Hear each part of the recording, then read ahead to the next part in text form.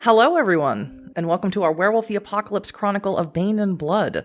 This is a very special Lorelei session, Searching the Past. So let's meet our lone werewolf tonight, Luna.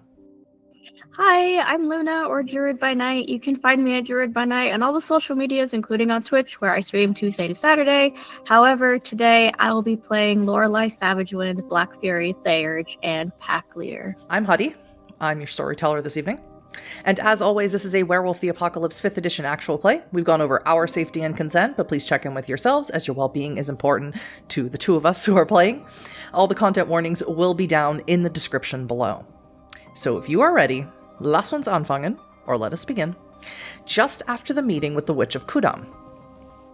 Lorelei, you've instructed your pack to return to the Sept of Monse. Elias, Sweets, and Timber put up very little resistance, all of them eager to return to check up on their loved ones. It was only Hannah who looked back, but you assured her that you would be there soon and that she was needed at the cairn, as the Garu are greatly diminished right now and need as many able-bodied werewolves as are available to protect it. So you're here now at the warehouse with Renata the Thinblood, Lilette's daughter, whose quote-unquote freedom you negotiated with the witch. She stands here with you in this now completely empty building, one eye socket gouged out as Timber took her reparations for Renata's involvement in using pine cones to take out leeches in Berlin for Renata's own ends. Lorelei, you look up to the second floor and you can see the bed Marcus had been sleeping in when you learned he was infected with that ancestral bane of Dark Litany.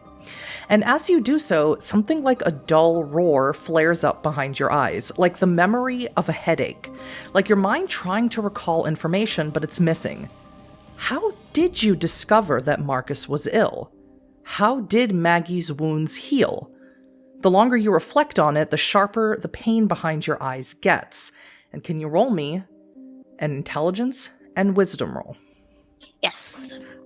That is awful for me, but we're going to do it anyway. Two successes. 2 successes. Something is there in your memory, but it's like you are having a block. Now, you are a person of a spiritual persuasion. You think maybe that something internally in you, spiritually or mentally, maybe even emotionally, is blocked, and you can't recall the information. And it's definitely something that you have to seek out guidance about at some point. Seek out guidance of spirits, guidance of perhaps Tiara, someone should help you with this. And you are snapped out of your reverie for the moment because you hear the sound of clanking metal pots. And you turn and you see Renata on all fours looking through the kitchen and pulling out these huge pots that unfortunately had not had a chance to be used here in this kitchen. I think Lorelei's been pretty quiet, not knowing what to say. Pretty awkward, all things considered. And then kind of zoning out into trying to remember. It's been pretty awkward, but snapping back, hearing those noises, she'll stand from where she was sitting and contemplating and say, Are you okay? Well, I lost an eye, if that's what you mean. Yeah, I'm sorry about that. I'll approach. Are you really sorry about that? I am. It's pretty shitty. It's okay. I know what I did was, I guess, wrong in the eyes of... I hope this isn't offensive. You people? It could be worse. You could call me a dog. But, no. An eye for an eye. I guess it all works out. Lupine's so biblical. Yeah, it's definitely got a more, mythical ring to it. She begins lifting these large pots and starts placing them on every single burner. And as I mentioned before when you first came here, this is a large industrial kitchen, as if it could be used to house a large catering service, for example. And she begins put every pot that she can find, she begins placing one on every single burner. What are you doing? I figure if I'm staying here, I may as well make myself at home. Yeah, of course. Yeah. But, I'm just... What are you doing? Well, there's no crockpot or Instapot here, so I'm gonna have to do this the old-fashioned way with fire. Ah, fire. Okay. Think back to the green fire and shake it away. I'm getting the feeling that you have no idea what I'm talking about. No, I really don't. I'm kind of lost. You could say I make potions. Oh, like alchemy? Actually, yes. Exactly like alchemy. Her eyes would kind of light up as something familiar to grasp onto after so much bullshit, and be like, that's really cool. And she kind of lean onto the counter and as if interested in listening. Yeah, it actually is really cool. I was always a good student. Always. Hannah didn't seem to recognize me, but we were in the same school. Oh, wow. I was always good at chemistry and biology, every class, but I wasn't very good at making friends. Yeah. I get that. And now that I'm dead, I'm really good at doing magic. Magic? And then she slices open her hand with the nearest knife and begins pouring her blood into the pot. And that's when it'll click, like, oh, I'm talking to a vampire. Mm-hmm. And she'll straighten herself and just kind of watch that happen. It smells irony, coppery. The smell suddenly fills the entire kitchen. And it's not necessarily repulsive to you, but it's not necessarily inviting either. Mm-hmm. And as she does this, Renata sort of looks around and says, so, I assume that you know that I can't be around all of these open windows. Yeah, I was thinking about that on the way over here. And then I'll look, are there, like, shutters? Like, metal sheets or blinds or curtains or anything? Well, there's lots of debris around this warehouse, inside and outside of it. But as you do a cursory scan of the area, you look up again to where Marcus's bed was on the second floor, and you look slightly to the left to where your area was, which is still there. All of your things are still there that you had here. And you had sort of kitty-cornered yourself a bed, and it seems, should you barricade it off maybe with, maybe almost like making a pillow fort. Is that what they're called in English? I actually can't remember. Okay. Yeah, pillow fort. Almost if you made like a pillow fort, you could make a dark enough space for Renata to sleep during the day. She'll look at that. That'll dawn on her. Okay.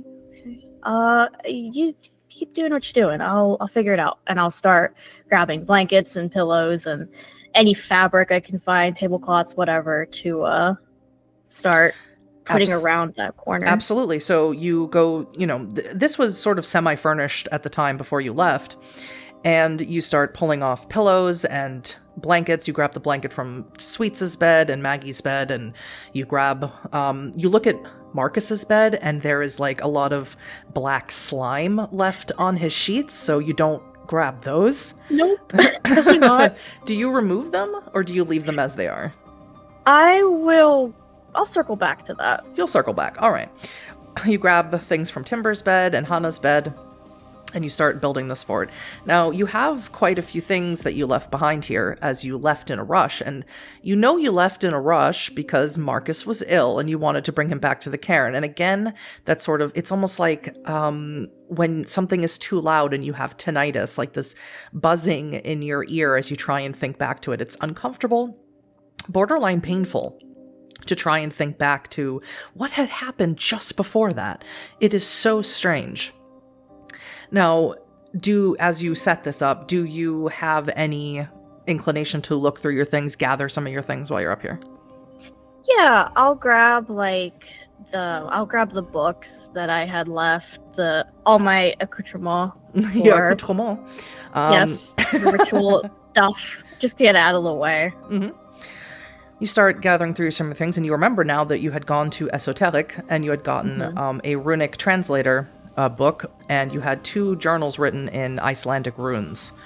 one of which you had only translated as the diary of, let me say her name properly, Ilsa, I can do this, Karyalayan. And you look at it and you make a mental note that you need to get this translated at some point. And that's when you hear Renata coming up behind you. And she says, "Do you do magic too?" Yeah. When I was before, yes. The answer is yes, I do. You do runic work. I've seen before in the shops. They have like these little runes pieces, and they throw them on a table, and some sort of divination. Yeah, that's actually new to me. I'm trying to figure that out, or haven't had time. Is that why you got that book, to understand the runes? Yeah. But that book seems, that's for long translations. Aren't the runic tablets just one piece? Yeah, this been working on a project, you could say, that I haven't had time to really focus on. Renata sort of bends down and sort of is shoulder to shoulder with you, crouched down on her knees, and she's looking at the book, and she says, "You spelled the last name wrong." Oh, shit. And then it dawns on you that she can read it. Can you read this? Yes, spent a lot of time in the witch's library. Right. Okay. Cool.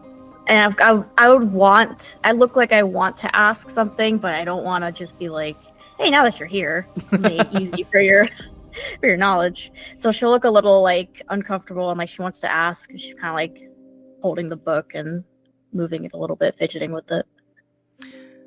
Renata gently puts her hand over yours and takes the book and sits down on your bed. "You want me to read you a story?" What better way to spend a night after such chaos?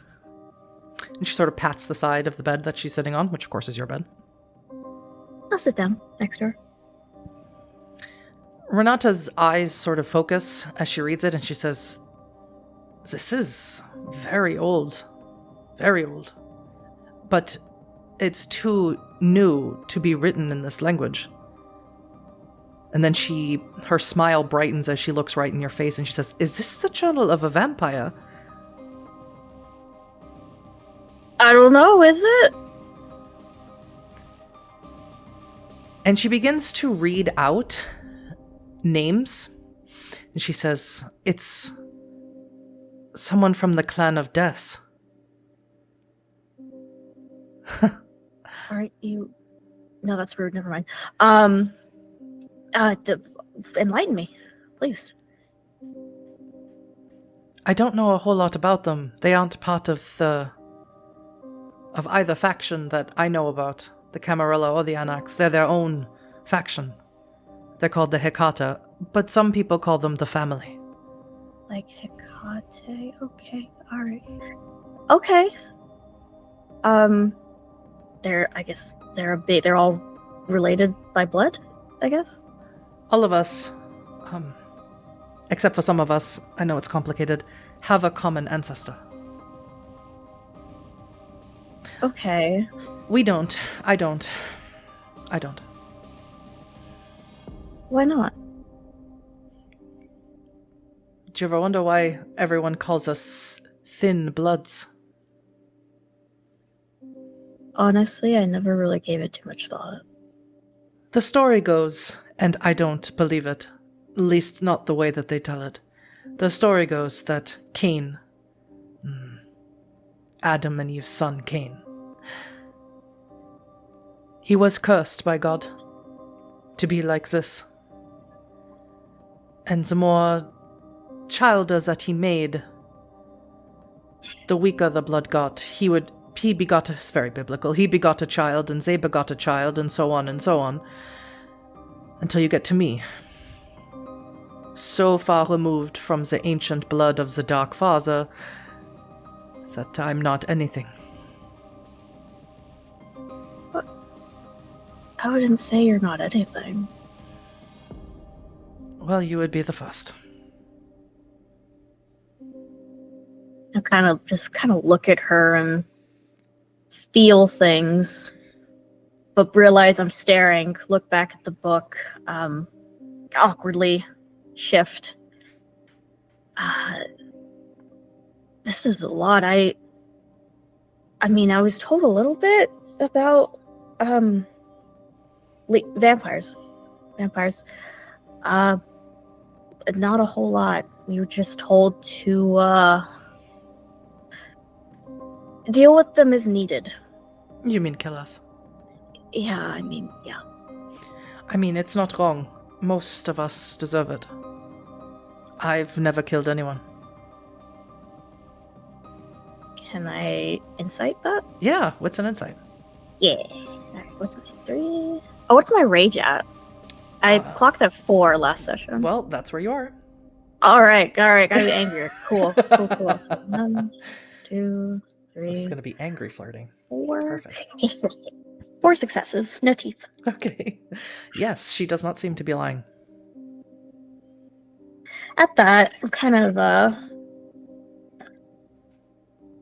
think about how think back to what Loletta told me, all the stories about vampires and how monstrous they are, and listening to her daughter Renata talking and saying she hadn't killed anybody, have a little bit of a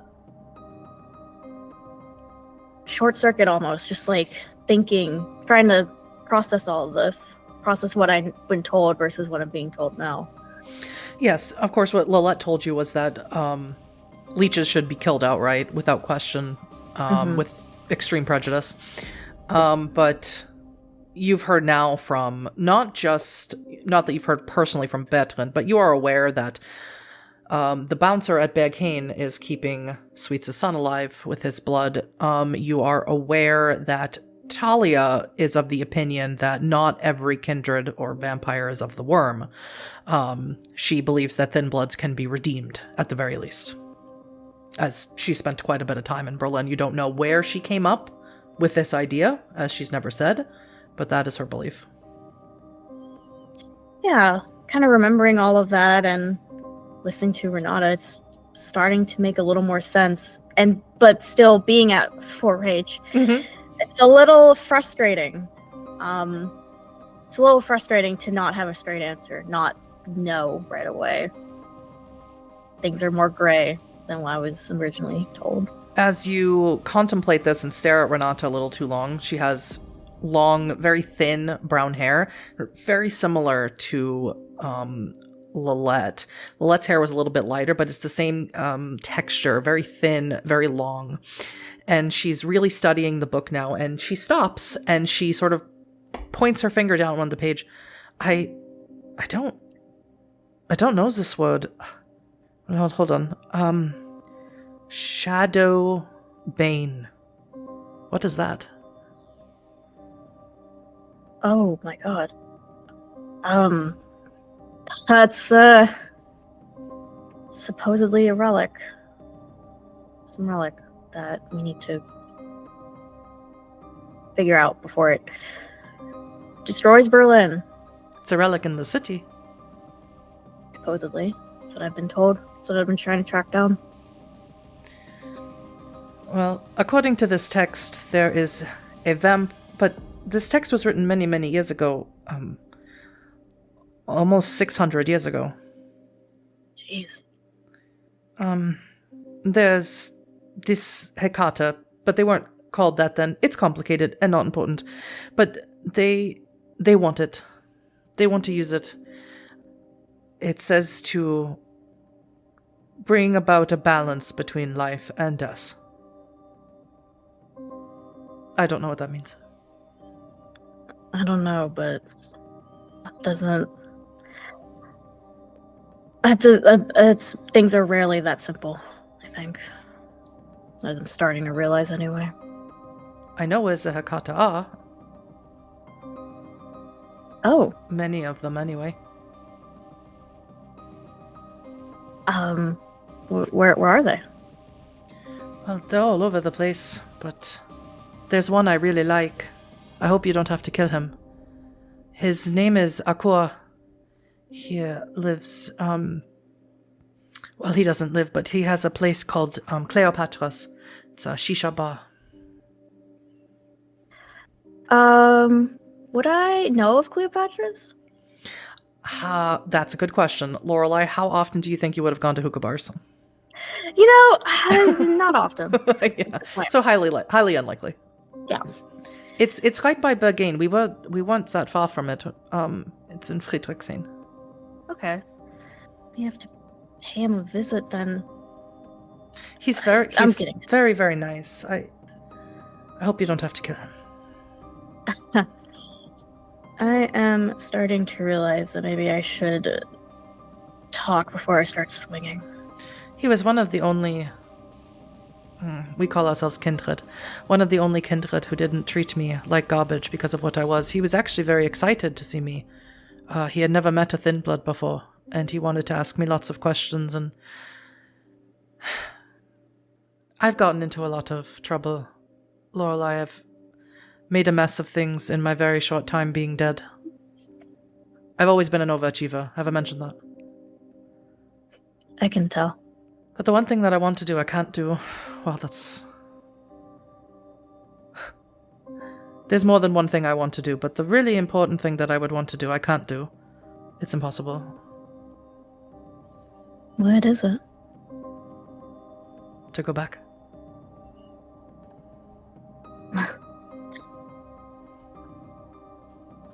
That does sound pretty impossible. I've tried everything. I'm really good at the alchemy. Alyosha calls me a savant. I can do anything that I set my mind to. Any formulae that I attempt to create, I am successful. But I can't make a potion to make me go back to being a human being, and I can't do the other thing that I would like to do now that my mother is dead. I can't find my father. And I don't mean because I don't know who he is. I don't know who he is. And when I try and think if there was ever a time that Lilette told me about him, it hurts like a headache. And I have a way to... You're going to laugh. To travel back in time. And see things. Whoa. I mean, it's not really like traveling back in time. If you attempt to change things or make too much of a commotion, you get ejected, and it's unpleasant. It's more like a chemically induced flashback. That sounds like past life regression, almost. Sort of, but you're not seeing your own. It's someone else's. Oh, wow. I've gone back in my mother's life over and over and over again. And when I see my father, it's like an echo, a shadow, a footprint. It's like he's there, but he's not there. And when I stare at him, it's like a cacophony in my mind. It hurts, it's painful, and I can't hold on to it. I get ejected every time. That's terrible. I'm sorry. I will allow one more. Intelligence and wisdom. 2 successes, 1 feat. Yeah. No, you don't know. I start thinking about it, and imagine it starts to hurt. Yes, And you try and think back to anything Lilette has ever said about Renata's father, and it's this dull roar in your mind. I will say, you know something is wrong here. This is not normal, but you have no idea what it is. Mm. And now it's even more concerning because it's not just affecting you. This is not just a werewolf thing happening. It's affecting Renata as well. Start trying to think real hard about any detail, any of the smallest things in my memories with Lilette, and almost my face will scrunch up as I get frustrated and with the headache and the lack of knowledge, and something isn't. And then just kind of out loud say, this isn't normal, this isn't right. because I don't remember either. I hardly think my mother would tell you. She never told me about you. Whether or not she did, I don't know. Why didn't she tell me about you? I mean, as far as I know, she was trying to keep her life as Garu away from you. Trying to make things normal for you. She shouldn't have. Yeah, probably not. I definitely wouldn't have fallen into Henrietta's hands. Become this. Who is, Henrietta? She is a clan of vampire. I told you, everyone has a progenitor. But us and this other group called the Caitiff. But again, it's not important. She's part of a clan called Ventru. Okay. She snatched me right out of school. Told me how smart I was and how pretty I was. How useful I would be to her. She gave me the attentions that I never got from my mother. And she fed me her blood. Made me loyal to her. And when she made me like herself, the blood was too thin. She thought she was stronger than she really was.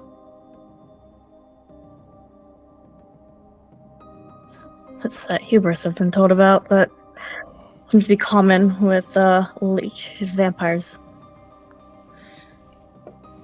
It's a story that has happened again and again and again. Not in just the city, but everywhere. I just wanted to put an end to it. Pinecones and Yusuf seemed very willing to help me, as they hate leeches. I mean, yeah. Yeah, it's honestly, it's a little, I get where Timber was coming from, but I feel like, I don't know, maybe and if she was in Pinecone's shoes, I don't think she'd do anything different. But, I don't know. You would know better than I. Do you have anything I can use to cover up my eye? Oh, sure. Let me go to and would there be any, like, medical supplies, any gauze, any bandages? She reaches behind you, and you have a handkerchief behind you. It's a silken scarf. And she's like, what about this? It's pretty like you. I just kind of let out a small laugh at that, but it's more of just like, oh my god, whoa. Yeah, that's fine. Use that. Here, let me help. Yeah. I've never tried to use the Mother's Touch on a vampire. Would you like to try? It costs I would a like willpower. to try. That's fine. I think it's worth it. What could go wrong? That would be 2 successes. 2 successes. If you had rolled much higher, I would have allowed something to happen. But you touch her, and her skin is not warm. Her skin is the temperature of the room that you're in, and this warehouse is quite cold because there is no heating here and no insulation. And you touch her skin, it's soft. It doesn't feel dead necessarily, but it doesn't feel alive. Touch it and you feel no pulse. Touch over her temple where there should be some sort of pulse happening here, but there's nothing. She is truly dead. And your mother's touch is meant for the living, not for the dead. But Renata smiles at you as you touch her, and she said, if I had no idea telling a girl she was pretty would give such a reaction. Oh, I can heal people. I was seeing if it would work. You can heal people? Yeah. Yeah, it's my specialty. But just alive people. Seems that way. It's all right. And she takes the scarf out of your other hand, and she ties it around herself. It will be back in the morning, or the evening. Well, for now, and I'll kind of smooth it out on her head. Looks nice. Looks nice because it's yours. Will you show me? You can't heal my eye, obviously. Will you show me what magic you can do? You show me yours, I'll show you mine. Plethora of thoughts will go through Lorelei's mind all at once. How this is wrong. I shouldn't be sharing my secrets with a leech, and yet I've been talking freely, and I just realized it. No one's here. You know what? Fuck it. Yeah, sure. I have a friend, Oshi? You here, baby? Yeah. Oshi appears around your neck. You feel her tail wrap around your neck. And Renata sits there unable to see it. And Oshi says, purrs sort of in your ear, and she says, "What are you doing?" I don't know. I don't know. Well, tell Oshi what's going on. This is the first time I haven't been, on a warpath in, a week. But that's what you're for, Lorelei. To make war. There's gotta be more than that, right? And Renata is sort of with her one eye looking left to right. Lorelei, who are you talking to? Oh God, right, you can't, no, only Guru can see. God, that's embarrassing. I have a friend. She's right here. Her name's Oshi. She's a cat. She's my little witch's familiar. But no, what other magic do I have? And I'm starting to get really anxious because I got Oshi purring in my ear, tell me one thing, and then I want to get to know Renata more and to share myself with her.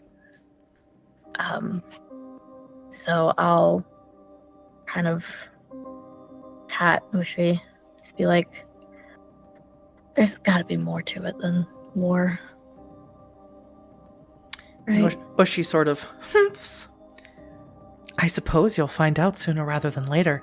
And she jumps from you and knocks down the pillow fort that you had just built. And Renata doesn't see Oshi do this, but she does see the pillow fort fall down from nothing as Oshi evaporates. And That's my cat. You are covered in the blankets and things you had. And Renata says, either you are a real shit at making pillow forts, or you really did have an invisible cat. Who knows at this point? Here, sorry, let me fix this. Jesus, cat. And I'll start trying to get up and pull things off of us. Renata helps you, and she's very close to you, and as you sort of reposition it, and sort of you have this large board that you have up that sort of act like a tent almost, she comes behind you, and she pulls out a piece of your hair. Do I notice this? Yes. Hey, what's my, it's part of my body and my spirit. What you doing there? I need it to show you my magic. Promise I'll do something more impressive, but yes, I would love to see. Stay right here, okay? Okay. And she runs downstairs, and you hear her grab something, one of the pots, you assume, and she races back up, and she's very, very excited. And in her other arm is a hot plate. And she sticks it in a socket. I know words. She sticks it in a socket and turns the hot plate all the way up. She turns it immediately to high and puts the pot down on it. And this is the pot that she had poured her blood into. And she's holding up a big chunk of your hair. And she puts your hair in there. And she roots through her backpack. And she pulls out, it looks like a dust or ash. You're not entirely sure what it is. And she pops open the little cork and she pours it down into there. And smoke starts to billow out of it and come up and starts filling the space. And she makes sure that everything is closed so that there is nothing able to escape, so that all of this steam is filling up the area. And she says, okay, I just need one more ingredient. What's that? Your blood. Ah. It's not for me. I have been told by many people that I should never, ever, ever drink the blood of a lupine. Or the blood of a fair folk, but I don't think I've ever met one. Think back to, Did I hear when the exchange between the witch and her assistant? Yeah, I'll think back to that. And something will dawn on Lorelei, and her face will go white as a sheet. And she'll say, oh my god. Oh my god, shit. It's not that big of a deal. It's just I need just a little bit of blood. No, Fairfolk in Bergane, I should have done something. Fuck. Why? So, every Garu it belongs to a tribe, so to speak. And our tribe is overseen and guided by a spirit. But our spirits require certain things of us. Mine requires me to root out an injustice and stop it from happening. And I was so focused on and I'll stop. I was so focused on everything else, I should have done something. If it's injustice that you want to fight, I can point you in the direction of a lot of vampires who should be dead. Deader. More dead. We should make a list together. Top of the list, Henrietta. I will add it to my to-do list. But for now, and I'll take out my ritual knife. Your athame? Yeah, exactly, yeah! Do you slice in your palm? Where do you slice from? My palm. Okay. And pour the blood in. All right. I need you to make a rage check. Because now we're getting into a territory where you're giving your blood over for a vampire to deal with. Yeah, and you could hit 5 rage, so... Success. We're good. Okay, so you're still only at 4 rage. There is a hesitancy to the slice. You don't actually want to do it, but you aren't in such a state where you feel the desire to wolf out, so to speak. Mm-hmm. And the smoke is getting really intense, so much so that you can barely see Renata. And she says, "This is rituals that alchemy ritual. I like to say ritual, but don't tell the blood witches that I say ritual because they don't like that. That's their word." I'll roll my eyes very hard at that. This is the ritual I always tried to do to find my father. It never worked. Oh, I hope I could help. Well, your blood's in there now. So, yeah, it is. Let's find your father. Oh, God. Unless he's somebody very boring and you don't want to see what he's doing or where he is. This expression just dumbfounded. Sure. Yeah. I mean, we could find your mother, and I don't want to sound rude or anything, but I've heard your name before. You were in the papers because your parents are dead. Yep. But I know the man who died was your stepfather. No, let's do it. Are you prepared? Prepared as I'll ever be. At this point, you can't see Renata anymore. You can't see your own hand in front of your face. So thick is the fog coming from this pot. And you were never the world's greatest student. You didn't spend a lot of time in chemistry class. However, you know that there is no way with the ingredients in this pot, blood and some sort of dust or ash, should this amount of steam be being produced. And you watch Renata, or you hear rather, Renata begin to suck it in. And it all goes into her lungs. She has undead lungs, so you're not entirely sure how that works, but she sucks all of the steam into her own body. And she leans forward and sort of puts her hands very gently to open your mouth, and she blows all of the smoke into your mouth. And she comes so close, in order for the smoke not to escape, that she ends up kissing you. And as her lips press yours, that is when you fall, Lorelei.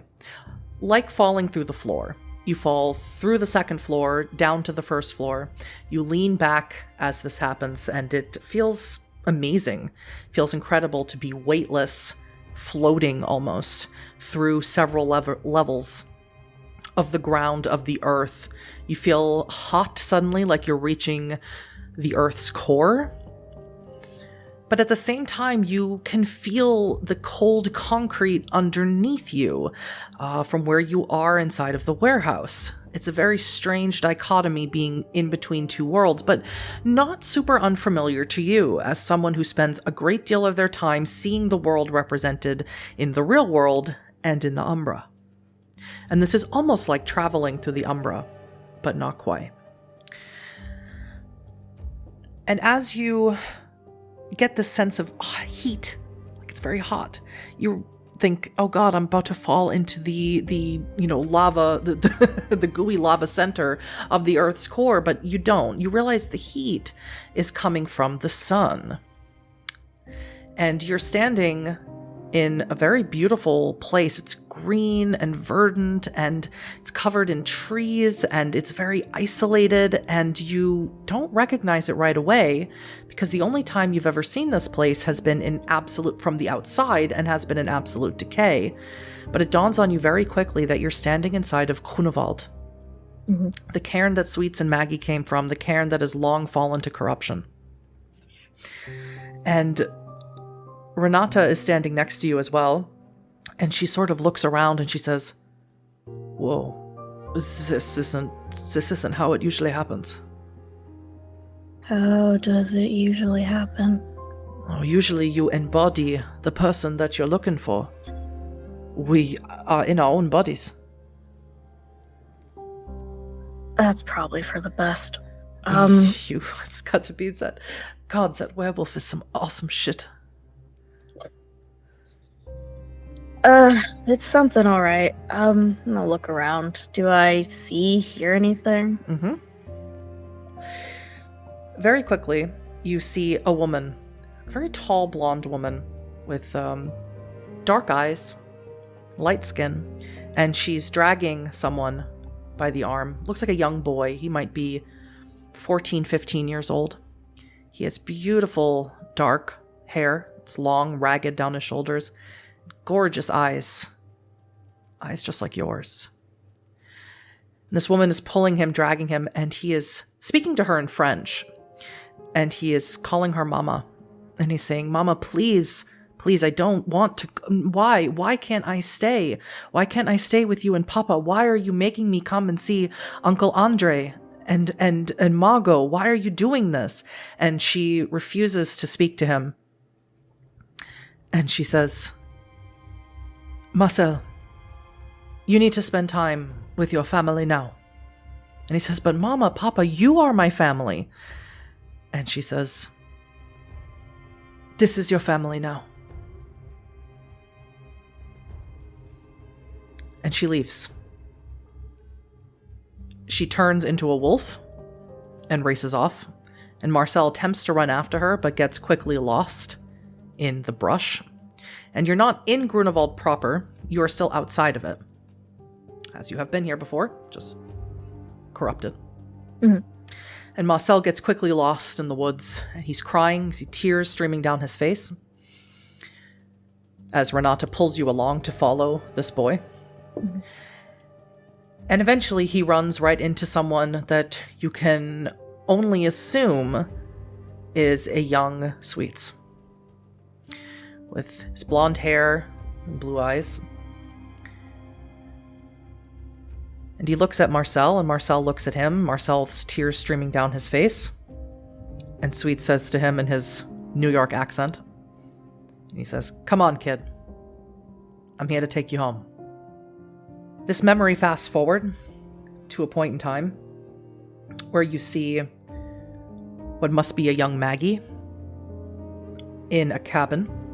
She has a baby latched to her breast and two smaller children running around, and you recognize one of them must be Tiara.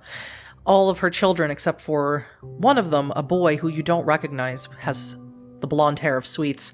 The baby on her breast has dark hair, and so does Tiara, as she has dark hair now.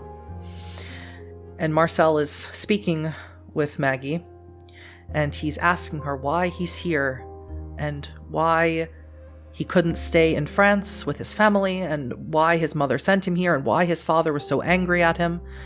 And Maggie attempts to be kind to him, attempts to ease something. But eventually she gets frustrated, as she is Garu herself. And as she removes Marcus from her breast and lays him in his bassinet, she says, "Marcel, you are an intelligent boy. Your mother has blonde hair and brown eyes, and your father has blonde hair and brown eyes.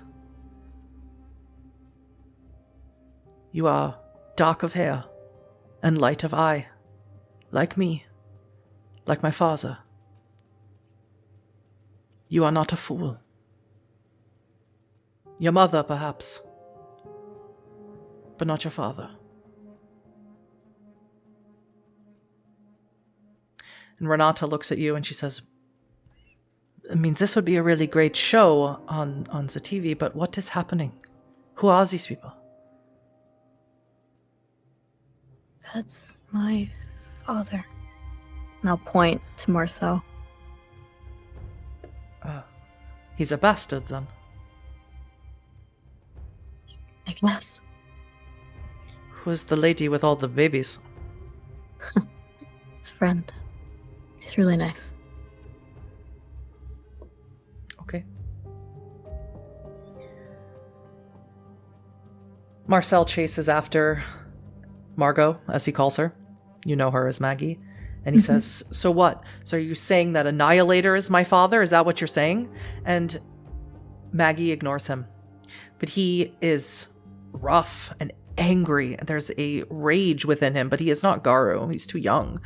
And he comes up right up to Maggie, and a hand reaches out from around the corner and pushes Marcel back by the throat down onto the ground. And it is Sweets. And he tells Marcel to know his place and to hold his tongue and be grateful that he has family here and that he was not simply cast out. Marcel calls him Crimson, not Sweets. The memory flashes forward to someone that you recognize. Your own mother. She is with Marcel. They are running through a park together. He is pretending to chase her, and she is playfully running away from him. They fall into each other's arms and begin the process of doing what couples do. Mm-hmm. Her red hair falls over her face, and Renata sort of looks around. "I know this park. We're in Potsdam." Okay. Make a mental note. My mom used to be fun. What the fuck? Anyway. This is... Yeah, you look like your mom. You have the same hair. Huh. Yeah. And I'll think back to happier times. And you hear your mother talking to Marcel. Marcel, who's very young, maybe in his early 20s. And she says, "Tell me again how we're going to run away together." And Marcel says that he is going to take her back to France, where he's from, that Gaia is not going to choose him. he's getting too old and he won't be a werewolf, and you realize that Marcel was telling your mother everything about their culture, about your life, everything that's supposed to be kept secret. And he puts his hand over her stomach, and he says, if it's a girl, can we call her Lorelei? And she says, why? Why Lorelei? You like that statue so much? And he says, it was my mother's name.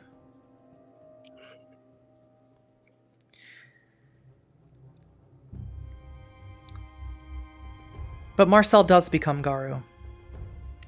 And you watch a series of his transformation into being what he is, or what he becomes. You watch the ferocity of the Get of Fenris, especially Sweets, who you've only heard that he used to be called Crimson Howler.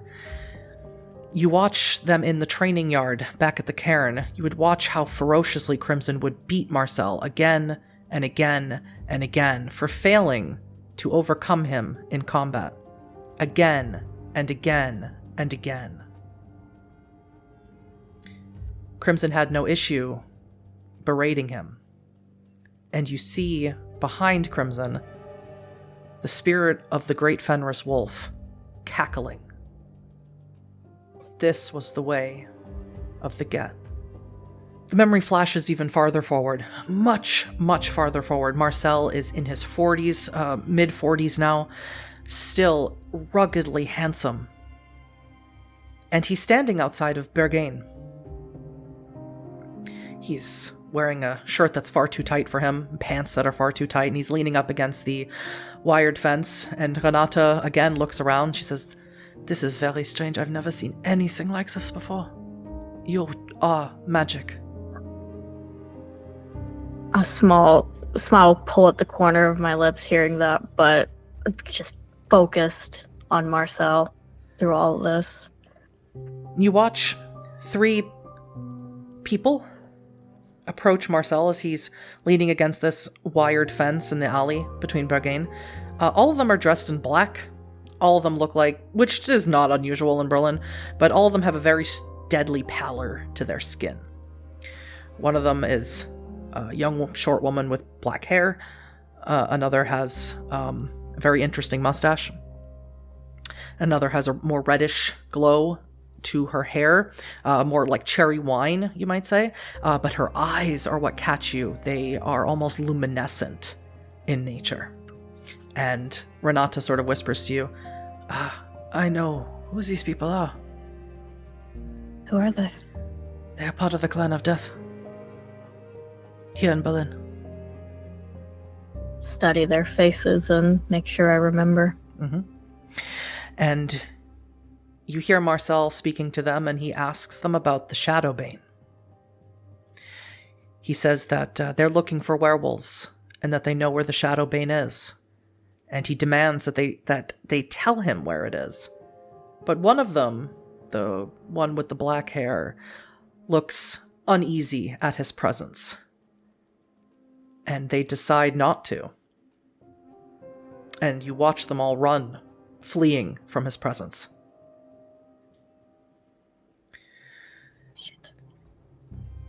He leaves the area, and he heads into his car, drives back to Grunewald, and he enters it.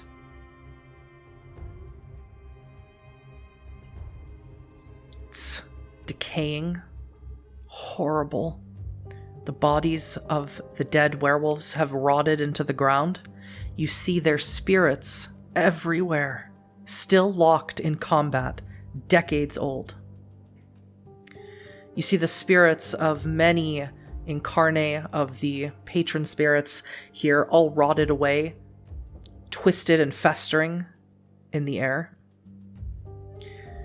And as he walks through it, he walks to the center of it, where there is a glen. And on the ground is a rotting pig's head that squeals and screams and cries. And Renata grabs onto your hand, and she seems extremely disturbed and frightened. I'll squeeze her hand. I'll even take a small step in front and kind of shield her almost from anything that may come. I don't know what's happening. Yeah, she leans into your shoulder. As so horrible as it, and this is in 3D, this is in 4D even, you can smell it. You can smell the rot. It's awful. And he leans down, Marcel, down to speak with the head of Boar. And he says, "Give up the shroud, old man. Your rite is done. Give it up. Open the cairn." And the head repeats back in a voice that you don't know, but it doesn't sound entirely spiritual. It sounds like there's something else in there. It's hard to explain. You just know it inherently, all the work you've done with spirits. And the boar's head says, "Never."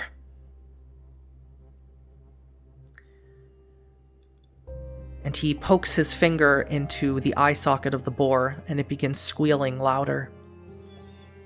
And he says, "You blessed me, pig. You cannot revoke it. I will have this cairn."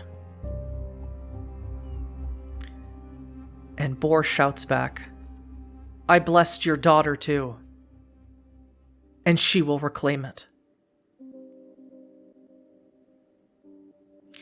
He turns back, and he says, "Yeah, it's about time I pay her a visit." Shit. And you awake here, come out of it here in the warehouse. You and Renata are still in an embrace. Your lips are still pressed together. The entire time this has been going on, that is the position that you have been in. Coming out of the vision,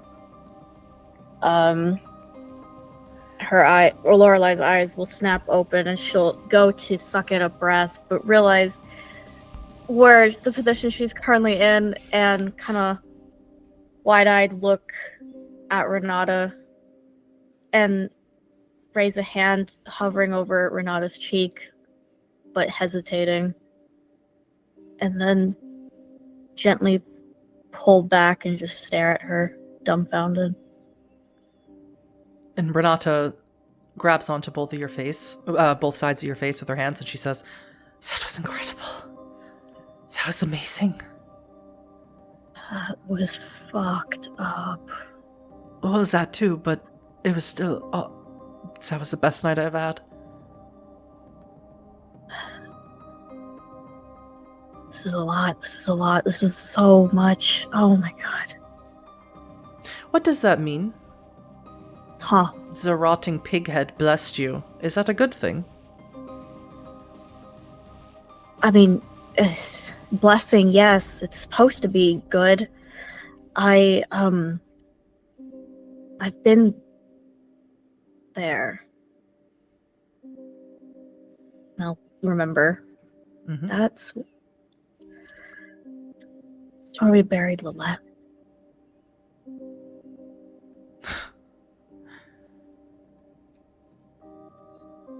Okay. Maybe you'll take me for a visit, but also maybe not. That place was awful. It's that way because of a spirit that's fallen to corruption. And I won't meet Renata's eyes talking about Wolf. She squeezes your hand. It's okay. Bad things happen everywhere, all the time. You can't solve all the problems. Believe me, I've tried. No, meet her gaze again.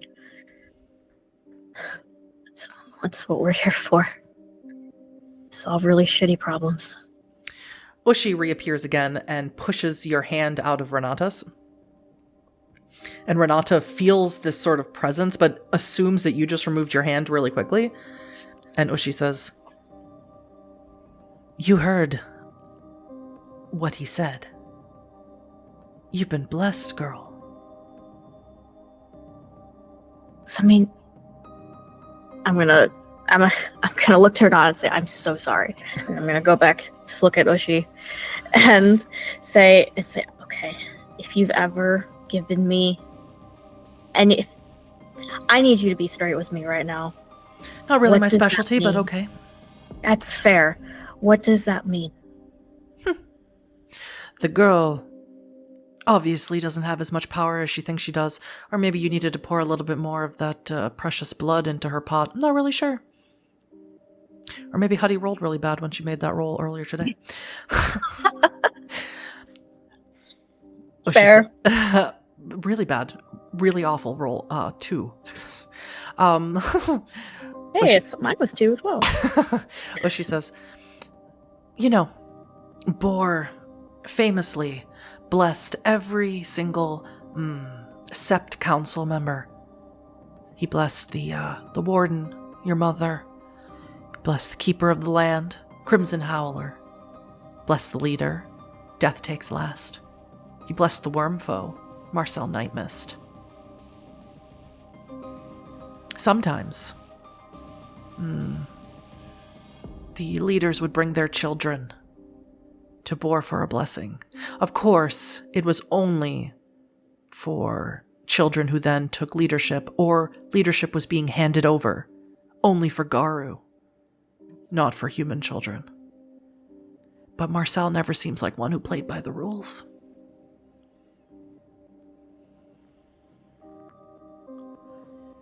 I hate this.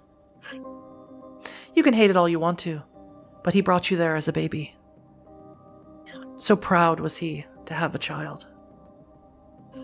To make up for all the mistakes of his own parents, except he made every single mistake and then worse. Yeah. But you can enter the cairn, Lorelei. That's why Boar was calling to you that night that you buried Lilette. That's what that was. Yes. He was calling for your aid. But there was no way for you to have known that. Too busy hearing the sound of wolf's howls in your ear, weren't you? She will look a flash of just anger. Hey, friends always tell each other the truth. Yeah.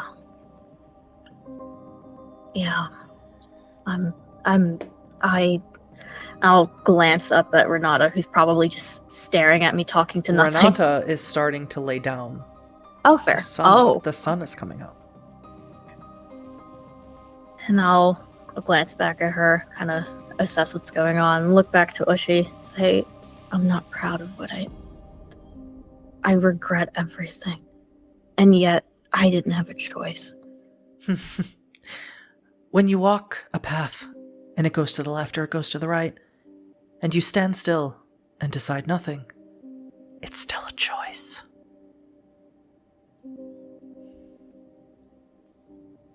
Life is choices, Lorelei. Whether you make good ones or bad ones, it doesn't really matter. You make the choice. Your father made those choices. And it's up to you to decide whether or not he deserves to be punished for it. Is he the poor little boy whose parents abandoned him for his mother's infidelity? Or is he the enemy? No.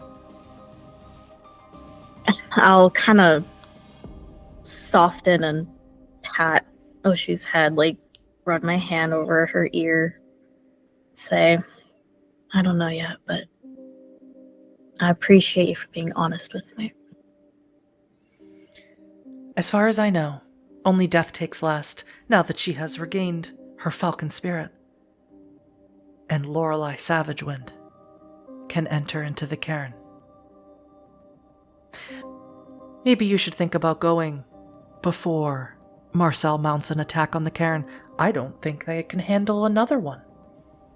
No, they can't. No, they can't. Okay. Yeah. I gotta tell everyone. I'll look back at Renata. Briefly. Renata is starting to nod off, and she reaches out to take your hand, and she says, I know you're having a conversation with your cat, but will you stay with me during the day? Just this one time, until I feel secure that I will be safe here from the sun. Squeeze her hand. I will stay with you for as long as you need me to. Thank you. And you watch as the sun comes up over the horizon, that her eyes close, and that hand that grabbed you goes entirely limp and rigid. Kind of grimace, but it's a very strange reaction. Grimacing, but also elated to be holding her hand. And I'll gently take it, rest it over her, and make sure everything's secure. You make sure everything's secure. You don't see any sun coming through. You don't know, though, because the sun is going to move eventually. And you also feel extremely tired. Whatever that was that Renata did made you exhausted, as if it was exactly like the way you feel when you travel to the Umbra for far too long. And you know that you could get some rest, and you probably should. You haven't slept. Yeah. You also had the funeral this night. Oh, shit. Okay, yeah. I'll look back to Ushi and say, yeah, I'm going to tell everybody, we're going to go, we're going to fix this. I'm going to make this right. Ushi sort of rubs up against you, and she says, we'll see what we'll see, Lorelei. We'll see what we'll see. So you gather the books that Renata had, the runic things, the 2 journals, only one of which you translated just the cover of, and you put it in your bag. And any other little things that you had taken from Tiara's cabin, put in your bag for later. And you lay down next to Renata. Do you give her space? No, she's, as I said, she's rigid and dead like a dead body. Mm-hmm. Do you hold her? Or do you sleep elsewhere in the place? Or where do you sleep? I think, for tonight, or for today, rather, she'll turn it, lupus form, and curl up next to Renata. That's very cute. Luckily a free action as well.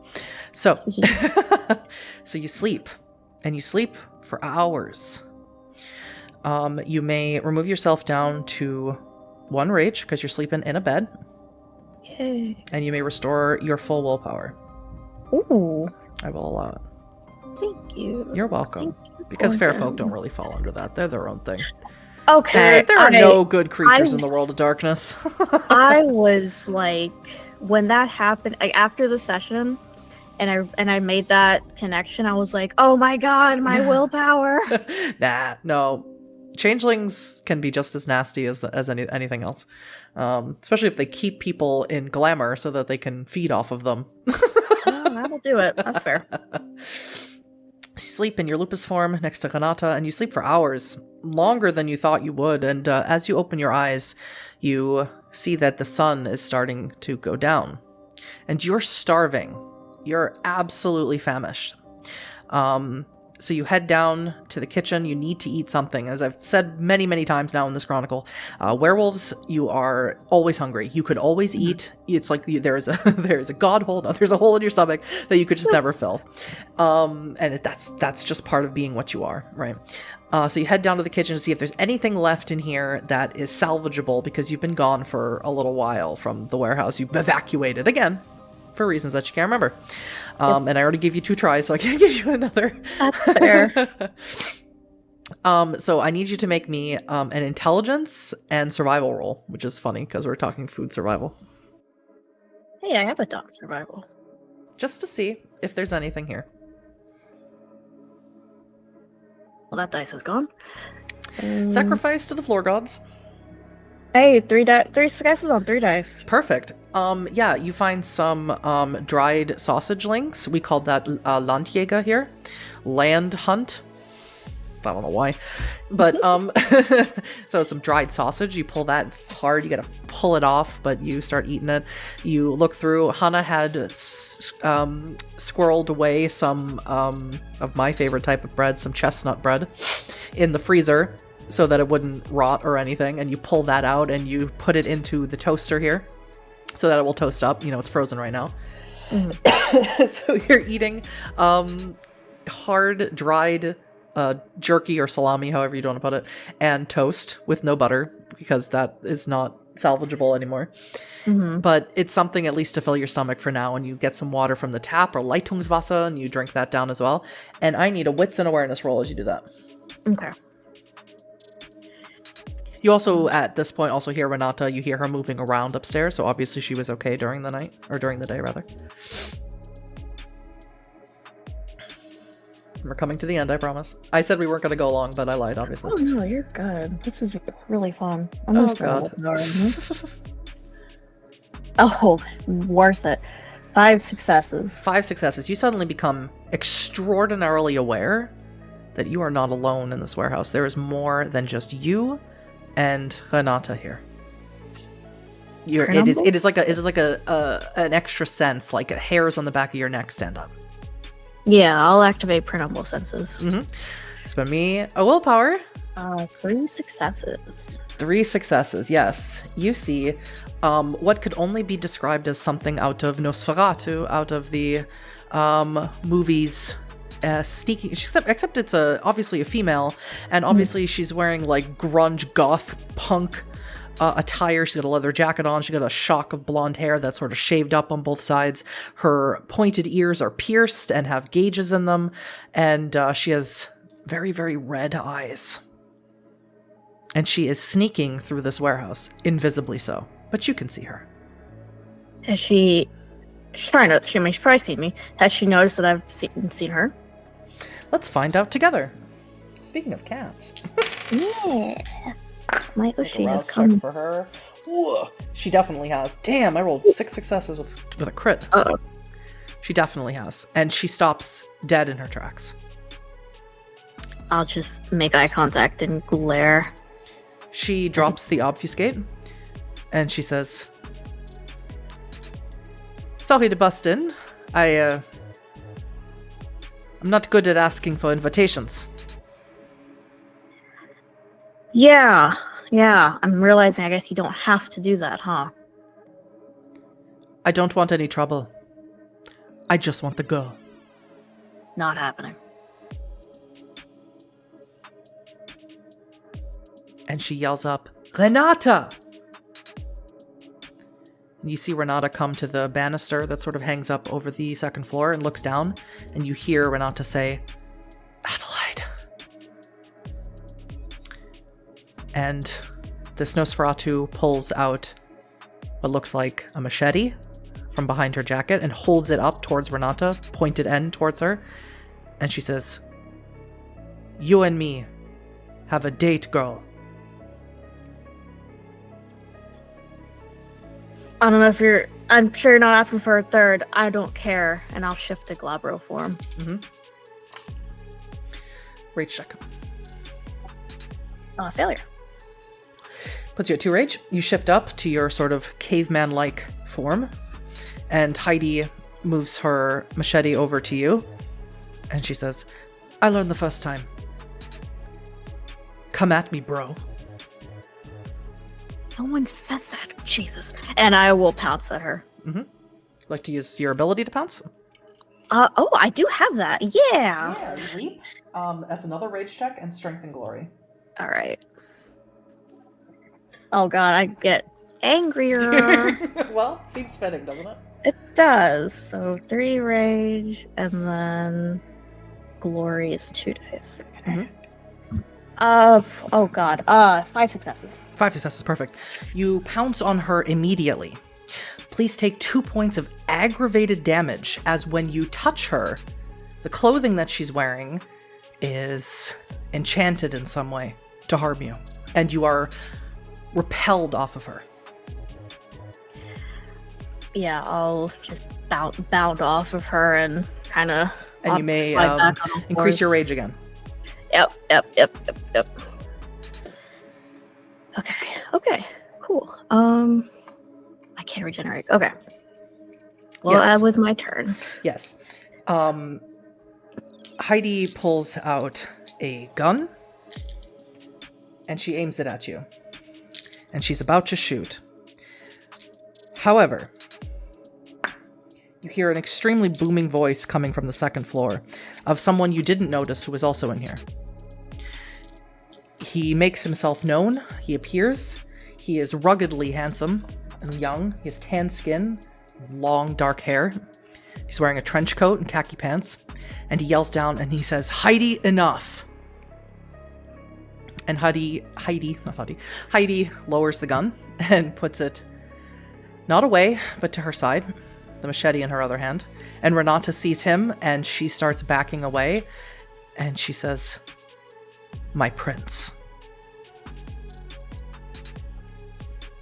What is going on here? The man holds his hands up and he jumps off of the banister and lands effortlessly down on the ground. And he says, "I'm sorry.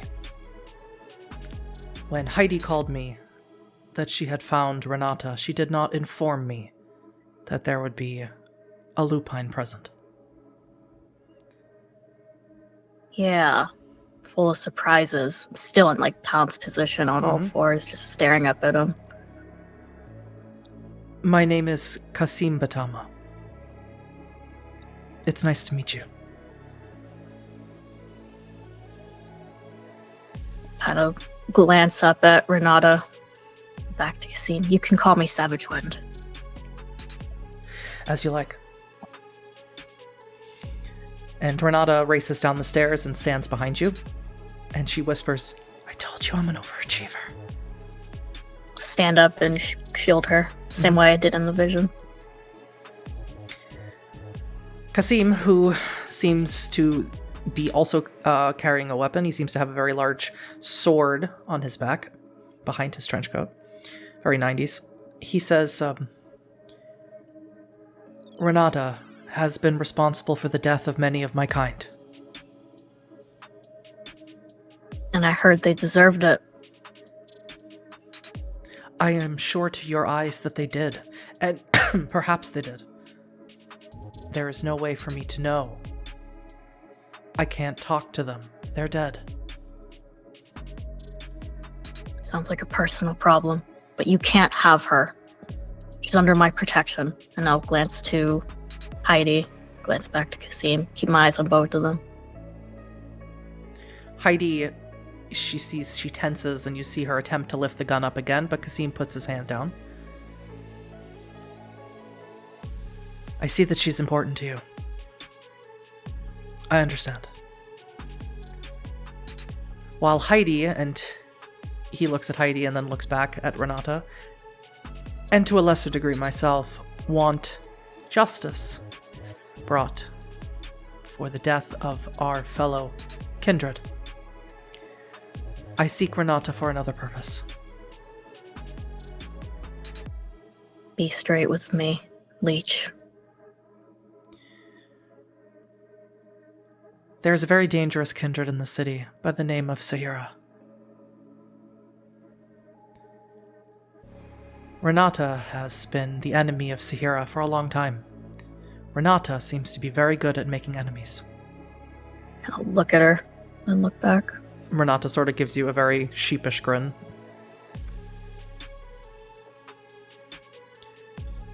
I would like to propose using Renata as bait. I'm sorry. I would let nothing happen to her. I would shield her from any kindred being able to touch her, even myself. Can I... Insight? Mm-hmm. What's insight? What rage? 4. Oh.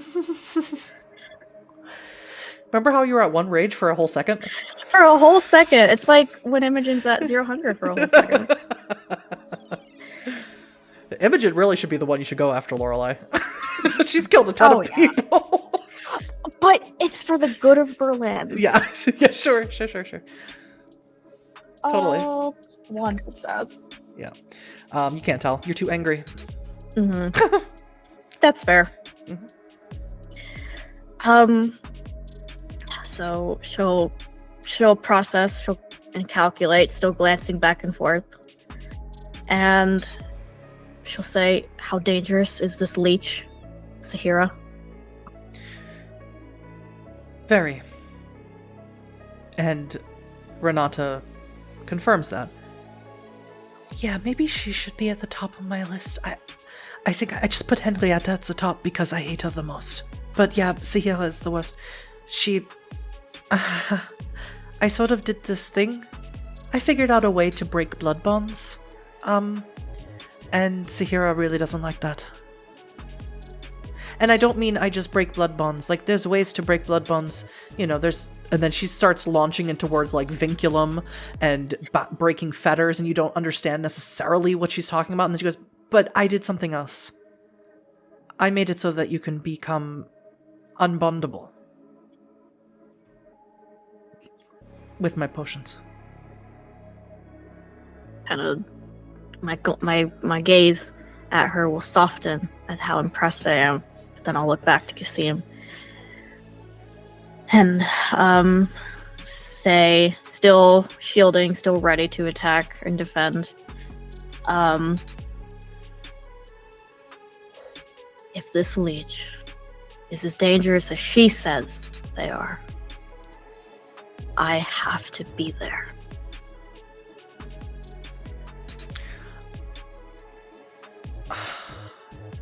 I suppose that could be arranged. And then we'll both walk away.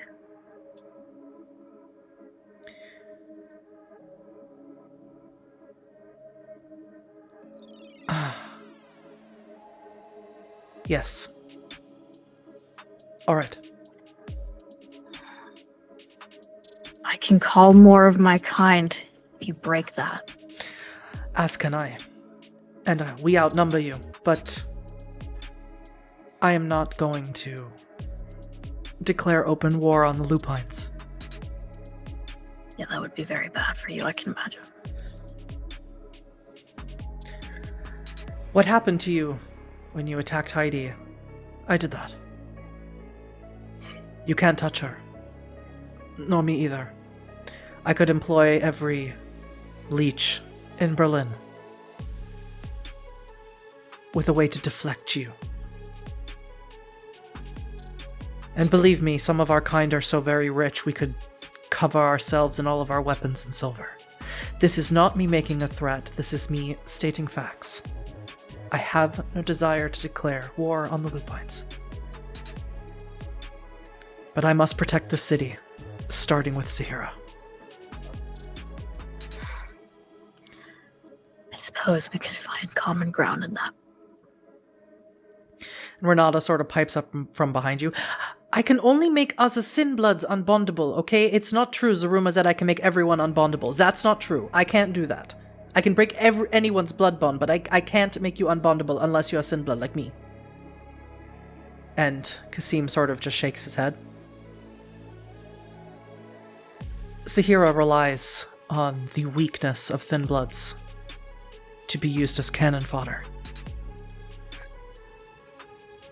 She bonds them to herself, and then she throws them at us to die. Disgusting.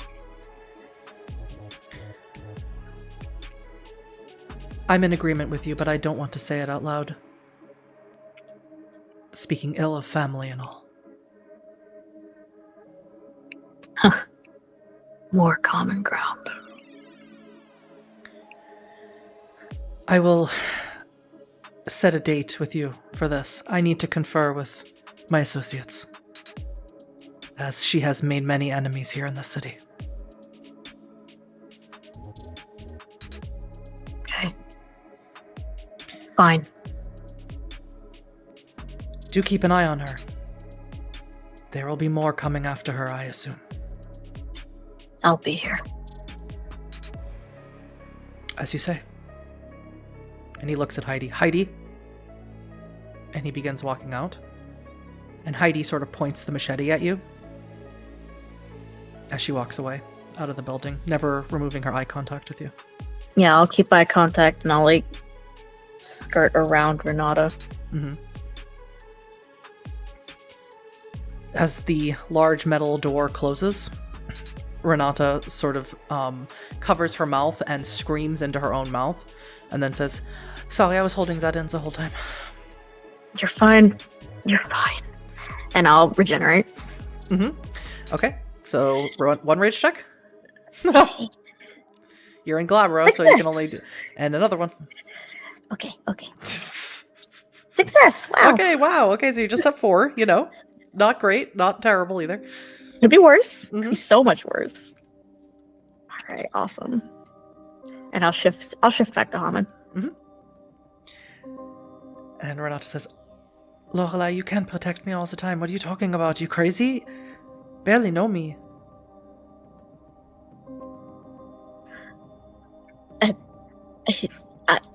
I shall fail to find the words. It doesn't matter. I have to. So what am I supposed to do? Stay with you in the woods? I don't allow that. Well, maybe. Are you opposed to that? I mean, who am I supposed to feed from in the woods? Oh, shit. True. Speaking of, I need to go find someone, and you notice that her eye is back. Oh. Sure. I'm going to shadow you, though. Lorelei, I know that you have important things to do. I don't understand any of it, but I could get from the way that my magic worked with you. It wasn't normal. It was stemming from you, from some deeper purpose, spiritually or in your blood or something. That you have things that you need to do that don't involve me. You're right. I can't be 2 places at once, and that sucks.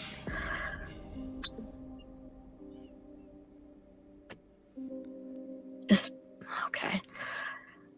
Is there any way that your magic can protect the building? Maybe if I was a full-blooded, a thick blood, as we like to say, but no. That's not really the way that... I mean, I could douse the building in little vials, but my magic works when you drink my potions. And a building can't drink. Yeah. Well, no. Okay. I do have things I need to do. I need to talk to my pack. I just need you to be safe. I know you can take care of yourself. Not disputing that. I mean, not really, but, you know, I'll try. Do werewolves use phones? Yeah, I'll pull my phone out of my pocket. And she sort of taps it, gets your contact information. Mm-hmm. I can text you and video call you and keep in touch. I don't know what I'm supposed to do, Lorelei. Maybe I should chase after Kasim and go with him. You would feel safe with him, although I didn't like the way the other one looked at you. Heidi is a loose cannon, but I don't know. Prince Kasim, he seems to be... His clan is sort of honorable. That's sort of their whole thing. They, have really strict morals that they stick to. And, when they make a promise, they keep it. It's their thing. They're assassins. So, if they promise they're going to kill someone, they're going to kill them. Comforting. Okay, well, he did say he would let us walk, so... You tell me what to do, Lorelei, and I'll do it. Just so that you don't have to worry about me when you go off to, I don't know, Bay under the moon or whatever it is werewolves do.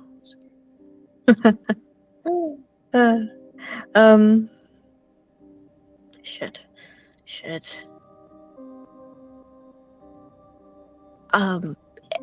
If you feel safe with this Kasim person,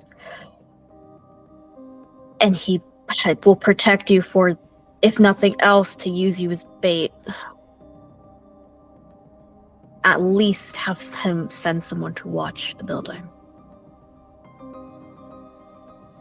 I can do that. Okay.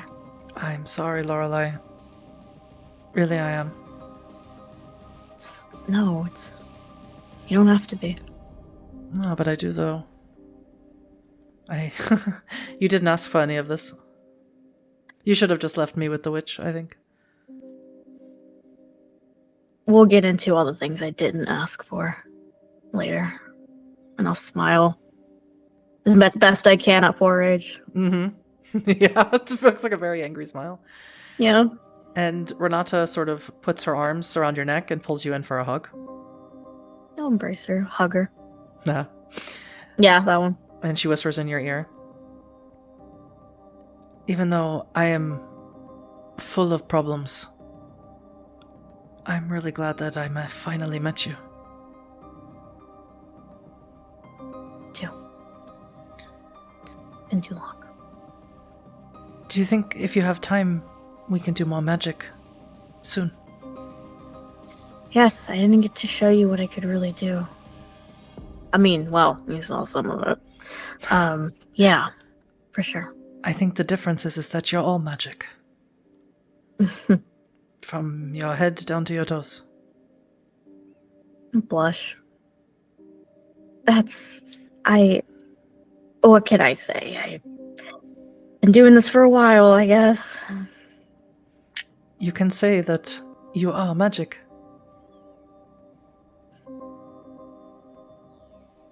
I'll be filled with this pride and elation and butterflies, and then I'll remember my mistake, whatever you want to call it, with Wolf, and kind of turn into a frown. Just be safe and keep me updated. If you get reception out in the middle of nowhere, you'll get texts from me, I promise. Well, I don't know. I'm a city girl. That's fair. Okay. I gotta go. Just text me. Last thing. Mm-hmm. You head out, you grab your things, and as you head out, and Renata's also going to leave to go hunt, you see something on the ground. It looks like a piece of a wing, but it's mechanical.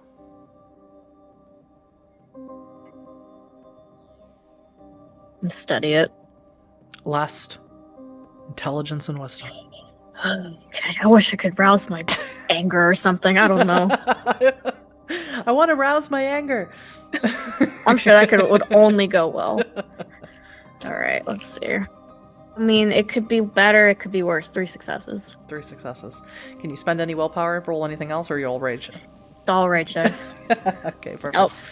3 successes. Something in the back of your head, you don't know why you know this, but you know this is a wing from a mechanical pigeon. But you don't know why you know that. Fuck. Pocket it, and You're going to take it. I'm going to take it. Excellent. And that is where we're going to end a very special Lorelei session. Yay! Searching the past for this evening. Thank you, Luna. You're amazing Thank as you. always. Perfect.